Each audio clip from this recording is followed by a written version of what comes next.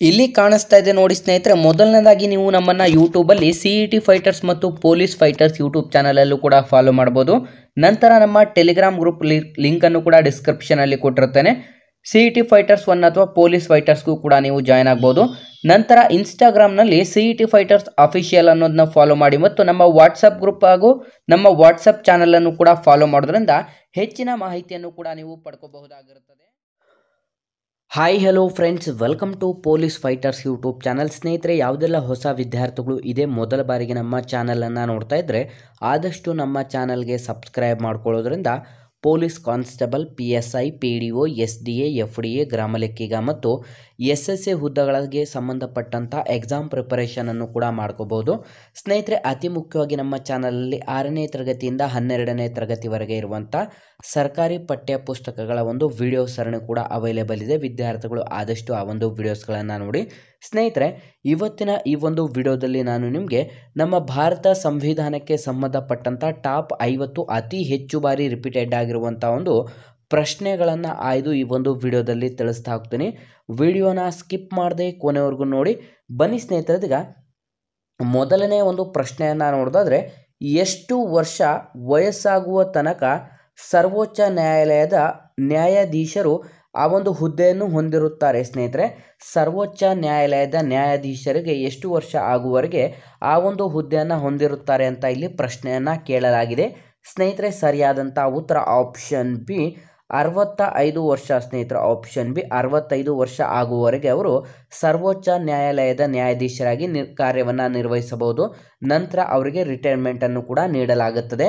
Next, ಎರಡನೇ ಪ್ರಶ್ನೆ ಕಡೆಗೆ ಬರೋದಾದರೆ, ಮಂತ್ರಿ ಮಂಡಲದ ಸಭೆಯ ಅಧ್ಯಕ್ಷತೆಯನ್ನು ಯಾರು ವಹಿಸುತ್ತಾರೆ? ಸ್ನೇಹಿತರೆ, ಮಂತ್ರಿ ಮಂಡಲದ ಸಭೆಯ ಅಧ್ಯಕ್ಷತೆಯನ್ನು ಯಾರು ವಹಿಸುತ್ತಾರೆ ಅಂತ ನೋಡೋದಾದರೆ ಸರಿಯಾದಂಥ ಉತ್ತರ ಆಪ್ಷನ್ ಎ ಮುಖ್ಯಮಂತ್ರಿಗಳು. ಸ್ನೇಹಿತರೆ, ಆಪ್ಷನ್ ಎ ಮುಖ್ಯಮಂತ್ರಿಗಳು ಈ ಒಂದು ಮಂತ್ರಿ ಮಂಡಲದ ಅಧ್ಯಕ್ಷತೆಯನ್ನು ವಹಿಸುವವರು ಆಗಿರುತ್ತಾರೆ.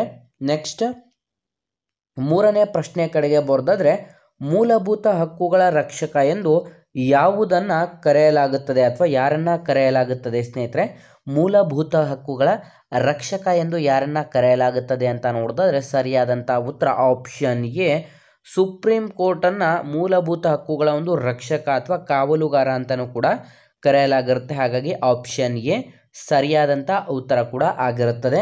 ನೆಕ್ಸ್ಟ್, ನಾಲ್ಕನೇ ಪ್ರಶ್ನೆ ಕಡೆಗೆ ಬರೋದಾದರೆ, ಲೋಕಸಭಾ ಸದಸ್ಯನಾಗಲು ಕನಿಷ್ಠ ವಯಸ್ಸು ಎಷ್ಟು ಆಗಿರಬೇಕು? ಸ್ನೇಹಿತರೆ, ಲೋಕಸಭೆಯ ಒಂದು ಸದಸ್ಯನಾಗಲು ಕನಿಷ್ಠ ಒಂದು ವಯಸ್ಸು ಎಷ್ಟಾಗಿರಬೇಕು ಅಂತ ಇಲ್ಲಿ ಪ್ರಶ್ನೆಯನ್ನು ಕೇಳಲಾಗಿದೆ. ಸರಿಯಾದಂಥ ಉತ್ತರ ಆಪ್ಷನ್ ಎ ಕನಿಷ್ಠ 25 ವರ್ಷ ವಯಸ್ಸಾಗಿರಬೇಕು. ಸ್ನೇಹಿತರೆ, ಆಪ್ಷನ್ ಎ ಕನಿಷ್ಠ 25 ವರ್ಷ ವಯಸ್ಸಾಗಿದ್ದರೆ ಅವರು ಲೋಕಸಭೆಯ ಒಂದು ಸದಸ್ಯನಾಗಲು ಅರ್ಹತೆಯನ್ನು ಪಡೆದುಕೊಳ್ಳುತ್ತಾನೆ. ನೆಕ್ಸ್ಟ್, ಐದನೇ ಪ್ರಶ್ನೆ ಕಡೆಗೆ ಬರೋದಾದರೆ, ರಾಷ್ಟ್ರಪತಿಯವರು ಲೋಕಸಭೆಯನ್ನು ಯಾರ ಒಂದು ಶಿಫಾರಸ್ಸಿನ ಮೇರೆಗೆ ವಿಸರ್ಜಿಸಬಹುದು? ಸ್ನೇಹಿತರೆ, ರಾಷ್ಟ್ರಪತಿಯವರು ಲೋಕಸಭೆಯನ್ನು ಯಾರ ಒಂದು ಶಿಫಾರಸ್ಸಿನ ಮೇರೆಗೆ ವಿಸರ್ಜಿಸಬಹುದು ಅಂತ ಇಲ್ಲಿ ಪ್ರಶ್ನೆಯನ್ನು ಕೇಳಲಾಗಿದೆ. ಸ್ನೇಹಿತರೆ, ಇದು ತುಂಬ ಇಂಪಾರ್ಟೆಂಟ್ ಆದಂಥ ಪ್ರಶ್ನೆ ಆಗಿದೆ. ಈ ರೀತಿ ನಾವು ಸ್ಟಾರ್ ಮಾರ್ಕ್ ಹಾಕಿದರೆ ನೀವು ಇಂಪಾರ್ಟೆಂಟ್ ಅಂತ ತಿಳ್ಕೊಬೇಕಾಗಿರುತ್ತೆ. ಸ್ನೇಹಿತರೆ, ಸರಿಯಾದಂಥ ಉತ್ತರ ಆಪ್ಷನ್ ಎ ಪ್ರಧಾನಮಂತ್ರಿಗಳು. ಸ್ನೇಹಿತರೆ, ಆಪ್ಷನ್ ಎ ಪ್ರಧಾನಮಂತ್ರಿಗಳ ಒಂದು ಶಿಫಾರಸ್ಸಿನ ಮೇರೆಗೆ ರಾಷ್ಟ್ರಪತಿಯವರು ಲೋಕಸಭೆಯನ್ನು ಕೂಡ ವಿಸರ್ಜಿಸಬಹುದಾಗಿರುತ್ತದೆ. ನೆಕ್ಸ್ಟ್, ಆರನೇ ಪ್ರಶ್ನೆ ಕಡೆಗೆ ಬರೋದಾದರೆ, ನಮ್ಮ ದೇಶದ ಸಂಸದೀಯ ರೂಪದ ಸರಕಾರ ಈ ದೇಶದ ಒಂದು ಆಯ್ದುಕೊಳ್ಳಲಾಗಿದೆ ಸ್ನೇಹಿತರೆ ಅಂತಂದರೆ ನಮ್ಮ ದೇಶದ ಸಂಸದೀಯ ಸರ್ಕಾರವು ಈ ಒಂದು ದೇಶದಿಂದ ಎರವಲು ಪಡೆಯಲಾಗಿದೆ ಅಥವಾ ಆಯ್ಕೆಯನ್ನು ಮಾಡಿಕೊಳ್ಳಲಾಗಿದೆ ಅಂತ ಪ್ರಶ್ನೆಯನ್ನು ಕೇಳಲಾಗಿದೆ. ಸ್ನೇಹಿತರೆ, ಸರಿಯಾದಂಥ ಉತ್ತರ ಆಪ್ಷನ್ ಎ ಯುನೈಟೆಡ್ ಕಿಂಗ್ಡಮ್. ಸ್ನೇಹಿತರೆ, ಆಪ್ಷನ್ ಎ ಯುನೈಟೆಡ್ ಕಿಂಗ್ಡಮ್ ಅಥವಾ UK ಅಂತಲೂ ಕೂಡ ಕರೆಯಲಾಗುತ್ತದೆ. ಈ ಒಂದು ಪ್ರಶ್ನೆಗೆ UK ಅಥವಾ ಯುನೈಟೆಡ್ ಕಿಂಗ್ಡಮ್ ಆಪ್ಷನ್ ಎ ಸರಿಯಾದಂಥ ಉತ್ತರ ಕೂಡ ಆಗಿರುತ್ತದೆ. ನೆಕ್ಸ್ಟ್, ಏಳನೇ ಪ್ರಶ್ನೆ ಕಡೆಗೆ ಬರೋದಾದರೆ, ಜಗತ್ತಿನ ಪ್ರಥಮ ಲಿಖಿತ ಸಂವಿಧಾನ ಯಾವ ದೇಶಕ್ಕೆ ಸೇರಿದ್ದು? ಸ್ನೇಹಿತರೆ, ಜಗತ್ತಿನ ಪ್ರಥಮ ಲಿಖಿತ ಸಂವಿಧಾನ ಯಾವ ಒಂದು ದೇಶಕ್ಕೆ ಸೇರಿದ್ದು ಅಂತ ಇಲ್ಲಿ ಪ್ರಶ್ನೆಯನ್ನು ಕೇಳಲಾಗಿದೆ. ಸರಿಯಾದಂಥ ಉತ್ತರ ಆಪ್ಷನ್ ಎ ಅಮೆರಿಕ ದೇಶಕ್ಕೆ ಸೇರಿದ್ದು. ಸ್ನೇಹಿತರೆ, ಆಪ್ಷನ್ ಎ ಅಮೆರಿಕ ದೇಶಕ್ಕೆ ಸೇರಿದ್ದು ಸರಿಯಾಗಿರುತ್ತೆ. ಸ್ನೇಹಿತರೆ, ವಿದ್ಯಾರ್ಥಿಗಳು ನೀವೇನು ಮಾಡಬೇಕು ಅಂತಂದರೆ ನಿಮಗೆ ನಮ್ಮ ಚಾನಲ್ನ ಒಂದು ಮೆಂಬರ್ಶಿಪ್ ಕೂಡ ಅವೈಲೇಬಲ್ ಇದೆ. ನಮ್ಮ ಚಾನಲ್ಗೆ ಮೆಂಬರ್ಶಿಪ್ ತಗೊಳ್ಳೋದ್ರಿಂದ ನಿಮಗೆ ಯಾವುದೇ ರೀತಿಯಾದಂಥ ಒಂದು ತೊಂದರೆ ಆಗಲಿ ಅಥವಾ ನೀವು ಡೈರೆಕ್ಟಾಗಿ ನಮಗೆ ಕಾಂಟ್ಯಾಕ್ಟ್ ಕೂಡ ಮಾಡ್ಬೋದು. BKMA ಮೆಂಬರ್ಶಿಪ್ ಅಥವಾ ನಮ್ಮ ಚಾನಲಲ್ಲಿ ಮೆಂಬರ್ಶಿಪ್ನ ಒಂದು ಲೋಗೋ ಕೂಡ ಸಿಗುತ್ತೆ ಅಥವಾ ನಿಮಗೆ ಮೆಂಬರ್ಶಿಪ್ನ ಒಂದು ಬಟನ್ ಕೂಡ ಇರುತ್ತೆ. ಆ ಒಂದು ಬಟನ್ನ ಮೇಲೆ ಕ್ಲಿಕ್ ಮಾಡಿ ನೀವು ನಮ್ಮ ಚಾನಲ್ಗೆ ಮೆಂಬರ್ಶಿಪ್ಪನ್ನು ಕೂಡ ಪಡೆದುಕೊಳ್ಳಬಹುದಾಗಿರುತ್ತದೆ. ಸ್ನೇಹಿತರೆ, ನೆಕ್ಸ್ಟ್ 8ನೇ ಪ್ರಶ್ನೆ ಕಡೆಗೆ ಬರೋದಾದರೆ, ಭಾರತದ ಉಪರಾಷ್ಟ್ರಪತಿಯವರು ಯಾರಿಂದ ಆರಿಸಲ್ಪಡುತ್ತಾರೆ? ಸ್ನೇಹಿತರೆ, ಭಾರತದ ಉಪರಾಷ್ಟ್ರಪತಿಯವರು ಯಾರಿಂದ ಆರಿಸಲ್ಪಡುತ್ತಾರೆ ಅಂತ ಇಲ್ಲಿ ಪ್ರಶ್ನೆಯನ್ನು ಕೂಡ ಕೇಳಲಾಗಿರುತ್ತೆ. ಸ್ನೇಹಿತರೆ, ನಮ್ಮ ಭಾರತ ದೇಶದ ರಾಷ್ಟ್ರಪತಿಯವರು ಯಾರಿಂದ ಆರಿಸಲ್ಪಡುತ್ತಾರೆ ಅಂತ ನೋಡಿದ್ರೆ ಸರಿಯಾದಂಥ ಉತ್ತರ ಆಪ್ಷನ್ ಬಿ, ಲೋಕಸಭೆ ಮತ್ತು ರಾಜ್ಯಸಭೆಯ ಸದಸ್ಯರು. ಸ್ನೇಹಿತರೆ, ಆಪ್ಷನ್ ಬಿ, ಲೋಕಸಭೆ ಮತ್ತು ರಾಜ್ಯಸಭೆಯ ಸದಸ್ಯರಿಂದ ಇವರು ಆರಿಸಲ್ಪಡುತ್ತಾರೆ. ಸ್ನೇಹಿತರೆ, ನೆಕ್ಸ್ಟ್ 9ನೇ ಪ್ರಶ್ನೆ ಕಡೆಗೆ ಬರೋದಾದ್ರೆ, ಈ ಕೆಳಗಿನ ಯಾವ ಹಕ್ಕು ಮೂಲಭೂತ ಹಕ್ಕಾಗಿ ಇರುವುದಿಲ್ಲ? ಸ್ನೇಹಿತರೆ, ಈ ಕೆಳಗಿನ ಯಾವ ಒಂದು ಹಕ್ಕು ಮೂಲಭೂತ ಹಕ್ಕಾಗಿ ಇರುವುದಿಲ್ಲ ಅಂತ ಇಲ್ಲಿ ಪ್ರಶ್ನೆಯನ್ನು ಕೂಡ ಕೇಳಲಾಗಿರುತ್ತೆ. ಸ್ನೇಹಿತರೆ, ಈ ಕೆಳಗಿನ ಯಾವ ಒಂದು ಹಕ್ಕು ಮೂಲಭೂತ ಹಕ್ಕಾಗಿಲ್ಲ ಅಂತ ನೋಡಿದ್ರೆ ಸರಿಯಾದಂಥ ಉತ್ತರ ಆಪ್ಷನ್ ಸಿ, ನೌಕರಿಯ ಹಕ್ಕು. ಸ್ನೇಹಿತರೆ, ಆಪ್ಷನ್ ಸಿ, ನೌಕರಿಯ ಹಕ್ಕನ್ನು ಹೊರತುಪಡಿಸಿ ಸ್ವಾತಂತ್ರ್ಯದ ಹಕ್ಕು, ಸಮಾನತೆ ಹಕ್ಕು, ಶೋಷಣೆ ವಿರುದ್ಧ ಹಕ್ಕು, ಇನ್ನು ನೆಕ್ಸ್ಟ್ ಇದಾದ ನಂತರ ಧಾರ್ಮಿಕ ಹಕ್ಕು ಬರುತ್ತದೆ. ನೆಕ್ಸ್ಟ್ ಸಾಂಸ್ಕೃತಿಕ ಮತ್ತು ಶೈಕ್ಷಣಿಕ ಹಕ್ಕು ಬರುತ್ತದೆ. ನಂತರ ಅದಾದ ನಂತರ ನಿಮಗೆ ಸಂವಿಧಾನ ಪರಿಹಾರ ಹಕ್ಕು. ಇವಿಷ್ಟು ಕೂಡ ಮೂಲಭೂತ ಹಕ್ಕಲ್ಲಿ ಬರುವಂಥ ಒಂದು 6 ಮೂಲಭೂತ ಹಕ್ಕುಗಳನ್ನು ಕೂಡ ನಾವು ಕಾಣಬಹುದಾಗಿರುತ್ತೆ. ನೆಕ್ಸ್ಟ್ 10ನೇ ಪ್ರಶ್ನೆ ಕಡೆಗೆ ಬರೋದಾದ್ರೆ, ಯಾರು ರಾಜ್ಯಸಭೆಯ ಚೇರ್ಮನ್ ಆಗಿ ಕಾರ್ಯವನ್ನು ನಿರ್ವಹಿಸುತ್ತಾರೆ? ಸ್ನೇಹಿತರೆ, ಯಾರು ರಾಜ್ಯಸಭೆಯ ಚೇರ್ಮನ್ ಆಗಿ ಕಾರ್ಯವನ್ನು ನಿರ್ವಹಿಸ್ತಾರೆ ಅಂತ ಇಲ್ಲಿ ಪ್ರಶ್ನೆಯನ್ನು ಕೂಡ ಕೇಳಲಾಗಿದೆ. ಸ್ನೇಹಿತರೆ, ಈ ಒಂದು ಪ್ರಶ್ನೆ ಎಷ್ಟು ಇಂಪಾರ್ಟೆಂಟ್ ಅಂತಂದರೆ ಪ್ರತಿಯೊಂದು ಪ್ರಶ್ನೆ ಪತ್ರಿಕೆಯಲ್ಲೂ ಕೂಡ ಆಲ್ಮೋಸ್ಟ್ 90% ಈ ಒಂದು ಪ್ರಶ್ನೆ ರಿಪೀಟೆಡ್ ಆಗುತ್ತೆ. ಅಷ್ಟು ಇಂಪಾರ್ಟೆಂಟ್ ಆದಂಥ ಪ್ರಶ್ನೆ ಕೂಡ ಇದಾಗಿರುತ್ತೆ. ಸ್ನೇಹಿತರೆ, ಇಲ್ಲಿ ನೀವು ಕನ್ಫ್ಯೂಸ್ ಏನಕ್ಕೆ ಆಗ್ತೀರಾ ಅಂತಂದರೆ ರಾಜ್ಯಸಭೆಯ ಚೇರ್ಮನ್ ಅಂತಾನೂ ಕೂಡ ಕೇಳಲಾಗಿದೆ. ರಾಜ್ಯಸಭೆಯ ಚೇರ್ಮನ್ ಅಂತ ಕೇಳಲಾಗಿದೆ ಅಂತಾರೆ. ರಾಜ್ಯಸಭೆಯ ಸಭಾಪತಿಗಳು ಅಥವಾ ರಾಜ್ಯಸಭೆಯ ಅಧ್ಯಕ್ಷತೆಯನ್ನು ಯಾರು ವಹಿಸಿಕೊಳ್ಳಲಾಗುತ್ತದೆ ಅಂತ ಇಲ್ಲಿ ಪ್ರಶ್ನೆ ಆಗಿರುತ್ತೆ. ಇಂಡೈರೆಕ್ಟ್ ಕೂಡ ಕ್ವಶನ್ ಇದಾಗಿರುತ್ತೆ. ಈ ಒಂದು ಇಂಡೈರೆಕ್ಟ್ ಕ್ವಶನ್ಗೆ ನೀವು ತುಂಬ ಜನ ಕನ್ಫ್ಯೂಸ್ ಆಗಿ ತಪ್ಪು ಹಾಕುವಂಥ ಚಾನ್ಸಸ್ಗಳು ಜಾಸ್ತಿ ಇರುತ್ತೆ. ಸ್ನೇಹಿತರೆ, ಹಾಗಾಗಿ ರಾಜ್ಯಸಭೆಯ ಚೇರ್ಮನ್ ಆಗಿ ಯಾರು ಕಾರ್ಯವನ್ನು ನಿರ್ವಹಿಸ್ತಾರೆ ಅಂತ ನೋಡಿದ್ರೆ ಆಪ್ಷನ್ ಸಿ, ಉಪರಾಷ್ಟ್ರಪತಿ. ಸ್ನೇಹಿತರೆ, ಆಪ್ಷನ್ ಸಿ, ಉಪರಾಷ್ಟ್ರಪತಿ ಸರಿಯಾದಂಥ ಉತ್ತರ ಕೂಡ ಆಗಿರುತ್ತದೆ. ಸ್ನೇಹಿತರೆ, ನಿಮಗೆ ಈ ಒಂದು ವಿಡಿಯೋ ಏನಾದರೂ ತುಂಬ ಹೆಲ್ಪ್ಫುಲ್ ಆಗಿದೆ ಅಂತ ಏನಾದರೂ ಅನ್ನಿಸ್ತಾ ಇದ್ದರೆ ಇಲ್ಲಿ ಕಾಣಿಸ್ತಿರುವಂಥ ಈ ಒಂದು ನಂಬರ್ಗೆ ಫೋನ್ಪೇ ಅಥವಾ ಗೂಗಲ್ ಪೇಯಲ್ಲಿ 5 ರೂಪೀಸನ್ನು ಡೊನೇಟ್ ಮಾಡಿ, ಅಥವಾ ಇಲ್ಲಿ ಕಾಣಿಸ್ತಿರುವಂಥ ಈ ಒಂದು QR ಕೋಡ್ಗೂ ಕೂಡ ನೀವು 5 ರೂಪೀಸ್ ಡೊನೇಟನ್ನು ಮಾಡ್ಬೋದಾಗಿರುತ್ತೆ. ನಿಮಗೆ ಇಷ್ಟ ಇದ್ದರೆ ಮಾತ್ರ ನೀವು ಈ ಒಂದು QR ಕೋಡ್ಗೆ ಅಥವಾ ಈ ಒಂದು ಫೋನ್ಪೇ ಅಥವಾ ಗೂಗಲ್ ಪೇಯಿಂದ 5 ರೂಪೀಸನ್ನು ನಮಗೆ ಡೊನೇಟ್ ಮಾಡಿ ಹೆಲ್ಪ್ ಕೂಡ ಮಾಡ್ಬೋದಾಗಿರುತ್ತೆ. ನೆಕ್ಸ್ಟ್ 11ನೇ ಪ್ರಶ್ನೆ ಕಡೆಗೆ ಬರೋದಾದರೆ, ಭಾರತ ಸಂವಿಧಾನದ ಅನುಚ್ಛೇದ ನಮ್ಮನ್ನು ಸಂವಿಧಾನದ ಆತ್ಮ ಎಂದು ಹೇಳುತ್ತಾರೆ ಅಂತಂದರೆ ಸ್ನೇಹಿತರೆ, ನಮ್ಮ ಭಾರತ ಸಂವಿಧಾನದ ಯಾವ ಒಂದು ಅನುಚ್ಛೇದ ಆತ್ಮ ಮತ್ತು ಹೃದಯ ಎಂದು ತಿಳಿಸುತ್ತದೆ? ಸ್ನೇಹಿತರೆ, ಆತ್ಮ ಮತ್ತು ಹೃದಯ ಅಂತ ತಿಳಿಸುವಂಥ ಒಂದು ಭಾರತದ ಸಂವಿಧಾನದ ಅನುಚ್ಛೇದ ಯಾವುದು ಅಂತಂದರೆ ಆಪ್ಷನ್ ಡಿ, ಅನುಚ್ಛೇದ 32. ಸ್ನೇಹಿತರೆ, ಆಪ್ಷನ್ ಡಿ, ಅನುಚ್ಛೇದ 32 ಸರಿಯಾದಂಥ ಉತ್ತರ ಕೂಡ ಆಗಿರುತ್ತದೆ. ನೆಕ್ಸ್ಟ್ 12ನೇ ಪ್ರಶ್ನೆ ಕಡೆಗೆ ಬರೋದಾದರೆ, ಭಾರತದ ಆರ್ಥಿಕ ಭದ್ರತೆಗೆ ಗಂಡಾಂತರ ಒದಗಿದಾಗ ರಾಷ್ಟ್ರಪತಿಯವರು ಈ ಒಂದು ಅನುಚ್ಛೇದದ ಅನ್ವಯ ತುರ್ತು ಪರಿಸ್ಥಿತಿಯನ್ನು ಘೋಷಿಸಬಹುದು. ಸ್ನೇಹಿತರೆ, ನಮ್ಮ ಭಾರತದ ಆರ್ಥಿಕತೆ ಭದ್ರತೆಗೆ ಗಂಡಾಂತರ ಒದಗಿದಾಗ ರಾಷ್ಟ್ರಪತಿಯವರು ಈ ಒಂದು ಅನುಚ್ಛೇದದ ಅನ್ವಯ ತುರ್ತು ಪರಿಸ್ಥಿತಿಯನ್ನು ಘೋಷಿಸಬಹುದು ಅಥವಾ ಘೋಷಿಸುತ್ತಾರೆ ಅಂತ ನೋಡಿದ್ರೆ ಸ್ನೇಹಿತರೆ ಸರಿಯಾದಂಥ ಉತ್ತರ ಆಪ್ಷನ್ ಡಿ, ಅನುಚ್ಛೇದ 360. ಸ್ನೇಹಿತರೆ, ಆಪ್ಷನ್ ಡಿ, ಅನುಚ್ಛೇದ 360ರಲ್ಲಿ ಆರ್ಥಿಕ ತುರ್ತು ಪರಿಸ್ಥಿತಿಯನ್ನು ಕೂಡ ಇವರು ಘೋಷಣೆ ಮಾಡಬಹುದಾಗಿರುತ್ತದೆ. ನೆಕ್ಸ್ಟ್ 13ನೇ ಪ್ರಶ್ನೆ ಕಡೆಗೆ ಬರೋದಾದರೆ, ಕ್ಷಮಾದಾನ ನೀಡುವ ರಾಷ್ಟ್ರಪತಿಯವರ ಅಧಿಕಾರವನ್ನು ಸಂವಿಧಾನದ ಯಾವ ಒಂದು ಅನುಚ್ಛೇದದ ಒಳಗೊಂಡಿದೆ? ಸ್ನೇಹಿತರೆ, ರಾಷ್ಟ್ರಪತಿಯವರ ಒಂದು ಕ್ಷಮಾದಾನಕ್ಕೆ ಸಂಬಂಧಪಟ್ಟಂತೆ ನಮ್ಮ ಭಾರತ ಸಂವಿಧಾನದ ಯಾವ ಅನುಚ್ಛೇದ ವಿವರಿಸುತ್ತದೆ ಅಥವಾ ಮಾಹಿತಿಯನ್ನು ನೀಡುತ್ತದೆ ಅಂತ ಪ್ರಶ್ನೆ ಆಗಿರುತ್ತೆ.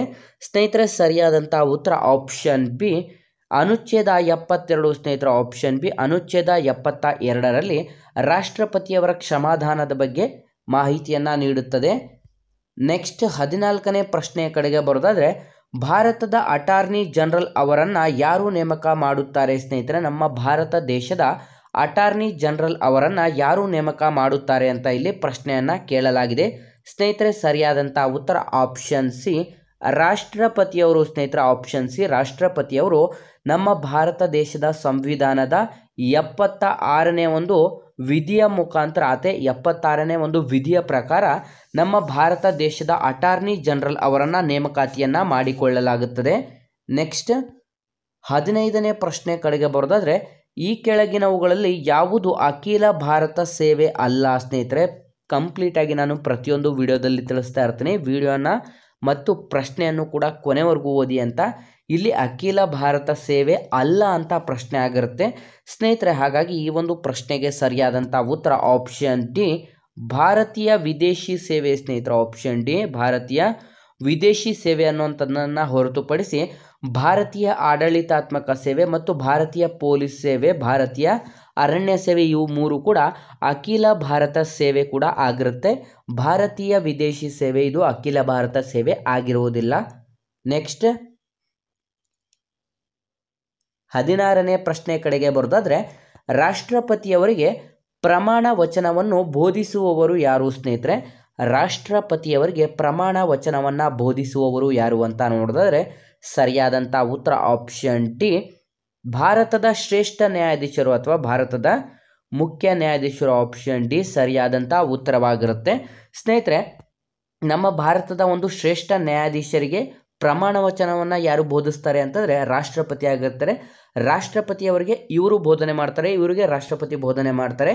ಆದರೆ ರಾಷ್ಟ್ರಪತಿಯವರೇನಾದರೂ ರಾಜೀನಾಮೆಯನ್ನು ನೀಡಬೇಕು ಅಂತಂದರೆ ಉಪರಾಷ್ಟ್ರಪತಿಗೆ ರಾಜೀನಾಮೆಯನ್ನು ನೀಡಬೇಕಾಗುತ್ತೆ. ಉಪರಾಷ್ಟ್ರಪತಿ ಏನಾದರೂ ರಾಜೀನಾಮೆ ನೀಡಬೇಕು ಅಂತಂದರೆ ರಾಷ್ಟ್ರಪತಿಯವರಿಗೆ ನೀಡಬೇಕಾಗಿರುತ್ತೆ. ಮತ್ತು ರಾಷ್ಟ್ರಪತಿಯವರು ನಮ್ಮ ಭಾರತ ದೇಶದಲ್ಲಿ ಸಂಬಂಧಪಟ್ಟಂತೆ ಹಲವು ಅಧಿಕಾರಿಗಳನ್ನು ನೇಮಕಾತಿ ಮಾಡುವಂಥ ಒಂದು ಅಧಿಕಾರವನ್ನು ಹೊಂದಿರುವಂಥವರು ಆಗಿರ್ತಾರೆ. ಮತ್ತು ಇವರು ನಮ್ಮ ಭಾರತ ದೇಶದ ಪ್ರಥಮ ಪ್ರಜೆ ಕೂಡ ಆಗಿರ್ತಾರೆ ಸ್ನೇಹಿತರೆ. ಹಾಗಾಗಿ ನಮ್ಮ ಭಾರತ ದೇಶದ ರಾಷ್ಟ್ರಪತಿಯವರನ್ನು ಭಾರತ ಸಂವಿಧಾನದ 52ನೇ ವಿಧಿಯ ಮುಖಾಂತರ ರಾಷ್ಟ್ರಪತಿ ನೇಮಕಾತಿಯನ್ನು ಮಾಡಿಕೊಳ್ಳಲಾಗುತ್ತದೆ. ಸ್ನೇಹಿತರ ರಾಷ್ಟ್ರಪತಿಯವರಿಗೆ ಪ್ರಮಾಣ ವಚನವನ್ನು ನಮ್ಮ ಭಾರತ ದೇಶದ ಶ್ರೇಷ್ಠ ನ್ಯಾಯಾಧೀಶರು ಅಥವಾ ಉಚ್ಚ ನ್ಯಾಯಾಧೀಶರು ಅಂತಂದರೆ ಇಲ್ಲಿ ಪ್ರಸ್ತುತ ನಾವು ಗಮನಿಸುವುದಾದರೆ ನಮ್ಮ ಭಾರತ ದೇಶದ ಶ್ರೇಷ್ಠ ನ್ಯಾಯಾಧೀಶರು ರಾಷ್ಟ್ರಪತಿಯವರಿಗೆ ಪ್ರಮಾಣ ವಚನವನ್ನು ಬೋಧನೆ ಮಾಡಲಾಗುತ್ತದೆ.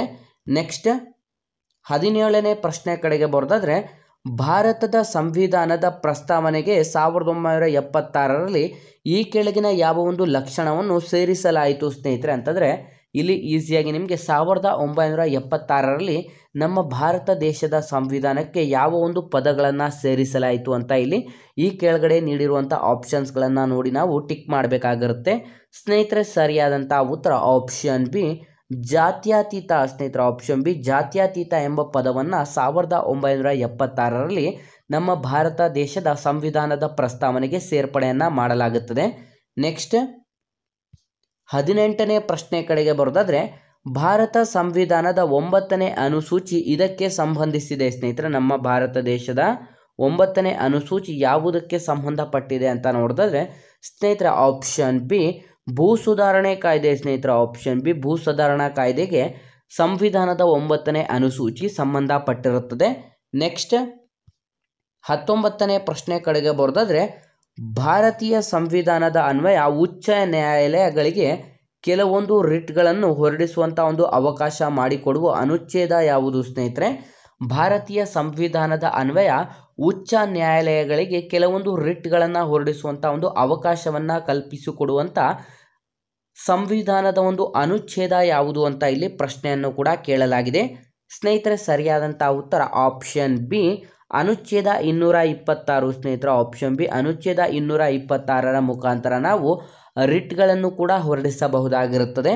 ನೆಕ್ಸ್ಟ್ 20ನೇ ಪ್ರಶ್ನೆ ಕಡೆಗೆ ಬರೋದಾದರೆ ರಾಜ್ಯ ನೀತಿಯ ಕೆಳಕಂಡಂತೆ ನಿರ್ದೇಶಕ ತತ್ವಗಳು ಮೂಲಭೂತ ಹಕ್ಕುಗಳು ಎಂದು ರೂಪಿಸಲಾಗಿದೆ ಸ್ನೇಹಿತರೆ.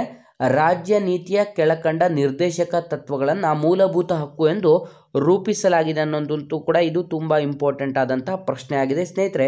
ಇದು ಕೂಡ ತುಂಬ ಬಾರಿ ರಿಪೀಟೆಡ್ ಆಗಿರುವಂತಹ ಪ್ರಶ್ನೆ ಕೂಡ ಆಗಿರುತ್ತೆ. ಸರಿಯಾದಂಥ ಉತ್ತರ ಆಪ್ಷನ್ ಸಿ, ಮಕ್ಕಳಿಗೆ ಉಚಿತ ಮತ್ತು ಕಡ್ಡಾಯ ಶಿಕ್ಷಣವನ್ನು ನೀಡುವುದು ಸ್ನೇಹಿತರೆ.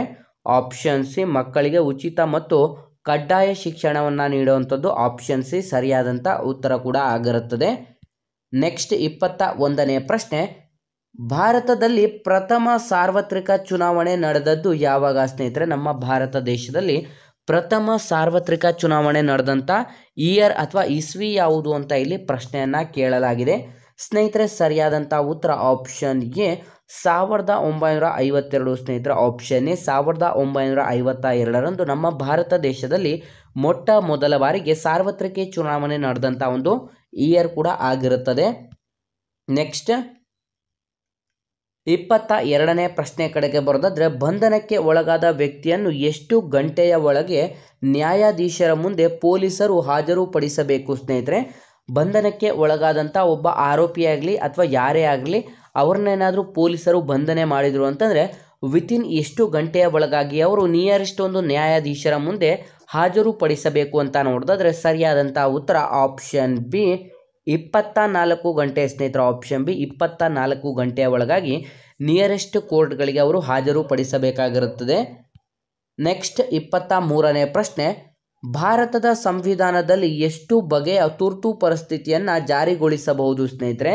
ನಮ್ಮ ಭಾರತ ದೇಶದ ಸಂವಿಧಾನದಲ್ಲಿ ನಾವು ಎಷ್ಟು ಬಗೆಯ ತುರ್ತು ಪರಿಸ್ಥಿತಿಯನ್ನು ಕಾಣಬಹುದಾಗಿದೆ ಅಂತ ನೋಡಿದ್ರೆ ಸರಿಯಾದಂಥ ಉತ್ತರ ಆಪ್ಷನ್ ಬಿ 3 ಬಗೆಯ ತುರ್ತು ಪರಿಸ್ಥಿತಿ ಸ್ನೇಹಿತರೆ. ಆಪ್ಷನ್ ಬಿ 3 ಬಗೆಯ ತುರ್ತು ಪರಿಸ್ಥಿತಿ ಕೂಡ ಇದಾಗಿರುತ್ತದೆ.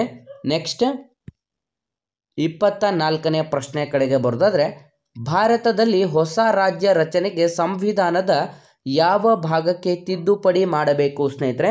ನಮ್ಮ ಭಾರತ ದೇಶದಲ್ಲಿ ಹೊಸ ರಾಜ್ಯಗಳ ರಚನೆ ಏನಾದರೂ ಮಾಡಲಾಗ್ತಾ ಇದೆ ಅಂತಂದರೆ ನಾವು ಸಂವಿಧಾನದ ಯಾವ ಒಂದು ಭಾಗಕ್ಕೆ ತಿದ್ದುಪಡಿಯನ್ನು ಮಾಡುವುದರ ಮೂಲಕ ಹೊಸ ರಾಜ್ಯಗಳನ್ನು ಸೇರ್ಪಡೆ ಮಾಡಬಹುದು ಅಂತ ಇಲ್ಲಿ ಪ್ರಶ್ನೆಯನ್ನು ಕೂಡ ಕೇಳಲಾಗಿದೆ. ಸರಿಯಾದಂಥ ಉತ್ತರ ಆಪ್ಷನ್ ಎ 1ನೇ ಭಾಗ ಸ್ನೇಹಿತರ. ಆಪ್ಷನ್ ಎ 1ನೇ ಭಾಗಕ್ಕೆ ತಿದ್ದುಪಡಿಯನ್ನು ಮಾಡೋದ್ರ ಮೂಲಕ ಹೊಸ ರಾಜ್ಯಗಳ ರಚನೆ ಕೂಡ ಮಾಡಬಹುದಾಗಿದೆ. ನೆಕ್ಸ್ಟ್ 25ನೇ ಪ್ರಶ್ನೆ, ಜಾತ್ಯತೀತ ಮತ್ತು ಸಮಾಜವಾದಿ ಪದಗಳನ್ನು ಸೇರಿಸಿದಂಥ ತಿದ್ದುಪಡಿ ಯಾವುದು ಸ್ನೇಹಿತರೆ? ಜಾತ್ಯತೀತ ಮತ್ತು ಸಮಾಜವಾದಿ ಪದಗಳನ್ನು ಸೇರಿಸಿದಂಥ ತಿದ್ದುಪಡಿ ಯಾವುದು ಅಂತ ಇಲ್ಲಿ ಪ್ರಶ್ನೆಯನ್ನು ಕೇಳಲಾಗಿದೆ.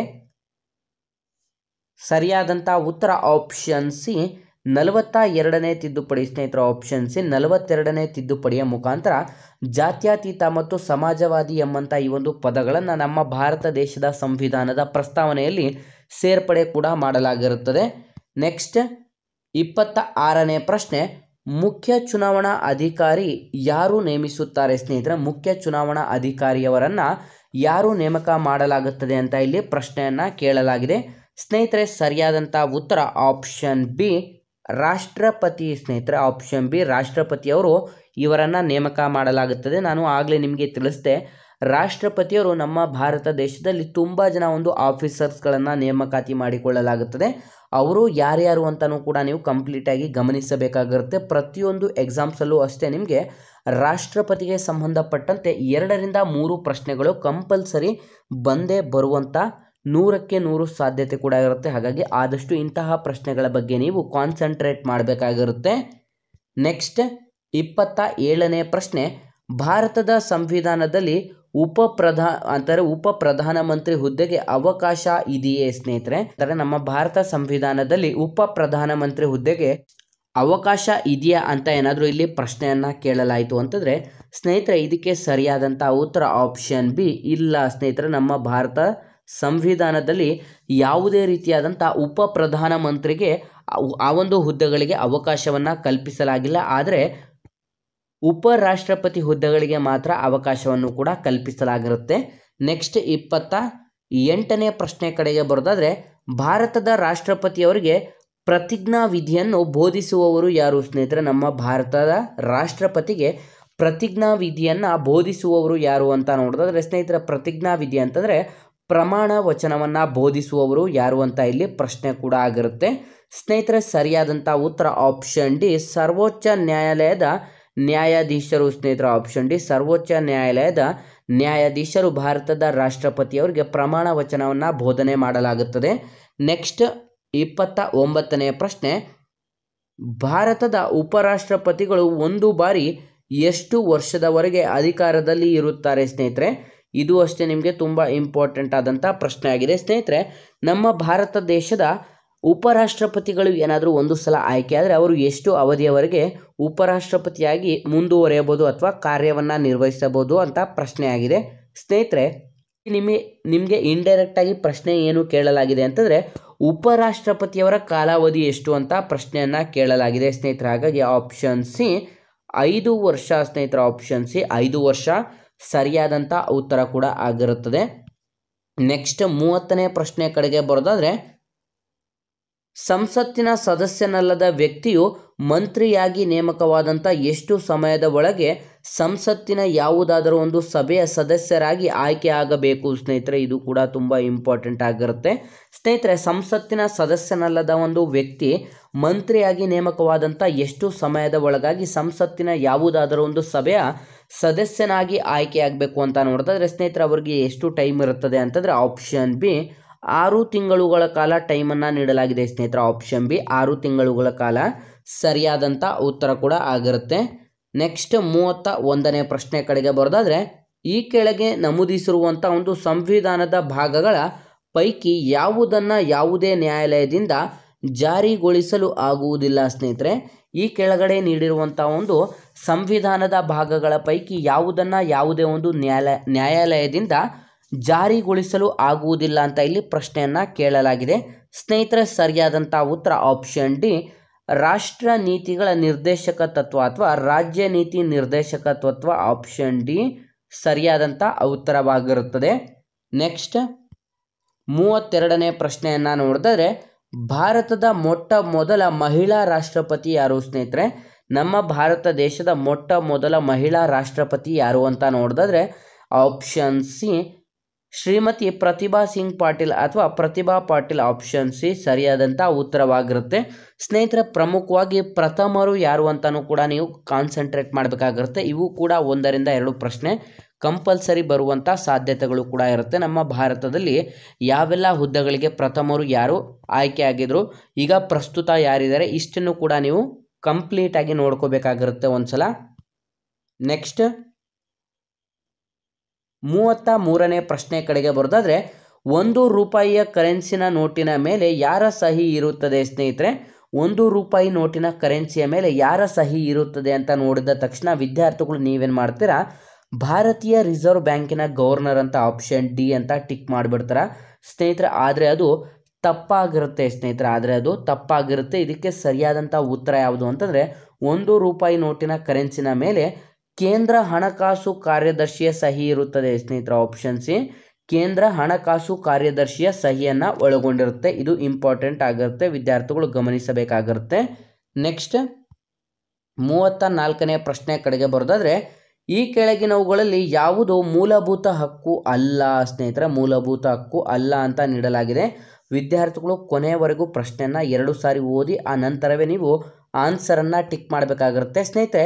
ಮೂಲಭೂತ ಹಕ್ಕು ಅಲ್ಲ ಅಂತ ನೋಡಿದ್ರೆ ಸರಿಯಾದಂಥ ಉತ್ತರ ಆಪ್ಷನ್ ಬಿ ಆತ್ಮಹತ್ಯೆಯ ಹಕ್ಕು ಸ್ನೇಹಿತರೆ. ಆಪ್ಷನ್ ಬಿ ಆತ್ಮಹತ್ಯೆಯ ಹಕ್ಕು ಇದು ಮೂಲಭೂತ ಹಕ್ಕು ಆಗಿರುವುದಿಲ್ಲ. ಇನ್ನು ಮಿಕ್ಕಿಳಿದಂಥ ಎಲ್ಲದೂ ಕೂಡ ಇಲ್ಲಿ ಮೂಲಭೂತ ಹಕ್ಕು ಆಗಿರುತ್ತದೆ. ಒಟ್ಟು 6 ಮೂಲಭೂತ ಹಕ್ಕುಗಳನ್ನು ಕೂಡ ನಾವು ಕಾಣಬಹುದಾಗಿರುತ್ತೆ ಸ್ನೇಹಿತರೆ.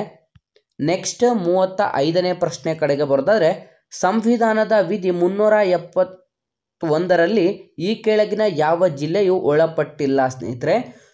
ಆರ್ಟಿಕಲ್ 371J ಹೈದರಾಬಾದ್ ಕರ್ನಾಟಕಕ್ಕೆ ಸಂಬಂಧಪಟ್ಟಂತೆ ಯಾವ ಜಿಲ್ಲೆ ಒಳಪಟ್ಟಿಲ್ಲ ಅಂತ ಇಲ್ಲಿ ಪ್ರಶ್ನೆಯನ್ನು ಕೇಳಲಾಗಿದೆ ಸ್ನೇಹಿತರೆ. ಪ್ರಮುಖವಾಗಿ ಈ ಒಂದು ಪ್ರಶ್ನೆಗೆ ನಿಮಗೆ ಕೀ ಆನ್ಸರ್ ಅಂತಂದರೆ ಶಾರ್ಟ್ ಫಾರ್ಮ್ ಯಾವುದು ಅಂತಂದರೆ KKBBRYV. ಇದು ವಿ ಪ್ರಸ್ತುತ ಸೇರಿರುವಂಥದ್ದು. ಇಲ್ಲಿ ನಾವು ನೋಡಿದ್ರೆ ಕಲಬುರ್ಗಿ, ಕೊಪ್ಪಳ, ಬೀದರ್, ಬಳ್ಳಾರಿ, ರಾಯಚೂರು, ಯಾದಗಿರಿ, ಪ್ರಸ್ತುತ ವಿಜಯನಗರ ಇಷ್ಟೇ ಆಗಿರುತ್ತೆ. ಇಲ್ಲಿ ನೀವು ಗುಲ್ಬರ್ಗ ಅಂತ ನೋಡ್ತೀರಾ ಸ್ನೇಹಿತರೆ. ಕಲಬುರ್ಗಿ ಅಥವಾ ಗುಲ್ಬರ್ಗ ಎರಡೂ ಒಂದೇ ಆಗಿರುತ್ತೆ. ಹಾಗಾಗಿ ವಿದ್ಯಾರ್ಥಿಗಳು ಕನ್ಫ್ಯೂಸ್ ಆಗಬಾರ್ದು. ಇಲ್ಲಿ ಸರಿಯಾದಂಥ ಉತ್ತರ ಆಪ್ಷನ್ ಡಿ ಸರಿಯಾದಂಥ ಉತ್ತರವಾಗಿರುತ್ತೆ. ಸ್ನೇಹಿತರೆ, ಆರ್ಟಿಕಲ್ 371 ಅಲ್ಲಿ ಯಾವುದು ಸಂಬಂಧಪಟ್ಟಿಲ್ಲ, ವಿಜಯಪುರ ಜಿಲ್ಲೆ ಸಂಬಂಧಪಟ್ಟಿಲ್ಲ. ಆರ್ಟಿಕಲ್ 371 ಅಲ್ಲಿ ವಿಜಯಪುರ ಜಿಲ್ಲೆ ಸಂಬಂಧಪಟ್ಟಿರುವುದಿಲ್ಲ. ನೆಕ್ಸ್ಟ್ 36ನೇ ಪ್ರಶ್ನೆ ಕಡೆಗೆ ಬರೋದಾದ್ರೆ, ಸಂವಿಧಾನದ ಪೌರರ ಮೂಲಭೂತ ಹಕ್ಕುಗಳನ್ನು ಒಳಗೊಂಡಿರುವುದು ಯಾವುದು? ಸ್ನೇಹಿತರೆ, ಸಂವಿಧಾನದ ಪೌರರ ಮೂಲಭೂತ ಹಕ್ಕುಗಳನ್ನು ಒಳಗೊಂಡಿರುವುದು ಯಾವುದು ಅಂತ ನೋಡೋದಾದ್ರೆ, ಯಾವ ಒಂದು ಭಾಗದಲ್ಲಿ ಅಂತ ನೋಡೋದಾದ್ರೆ ಸರಿಯಾದಂಥ ಉತ್ತರ ಆಪ್ಷನ್ ಬಿ, ಭಾರತ ಸಂವಿಧಾನದ ಭಾಗ 3 ಸ್ನೇಹಿತರ. ಆಪ್ಷನ್ ಬಿ, ಸಂವಿಧಾನದ ಭಾಗ 3ರಲ್ಲಿ ಮೂಲಭೂತ ಹಕ್ಕುಗಳನ್ನು ಒಳಗೊಂಡಿರುತ್ತದೆ. ನೆಕ್ಸ್ಟ್ 37ನೇ ಪ್ರಶ್ನೆ, ಮೈಸೂರು ರಾಜ್ಯ ಅಸ್ತಿತ್ವಕ್ಕೆ ಬಂದದ್ದು ಯಾವಾಗ? ಸ್ನೇಹಿತರೆ, ಮೈಸೂರು ರಾಜ್ಯ ಅಸ್ತಿತ್ವಕ್ಕೆ ಬಂದಂಥ ದಿನಾಂಕವನ್ನು ಇಲ್ಲಿ ಕೇಳಲಾಗಿದೆ.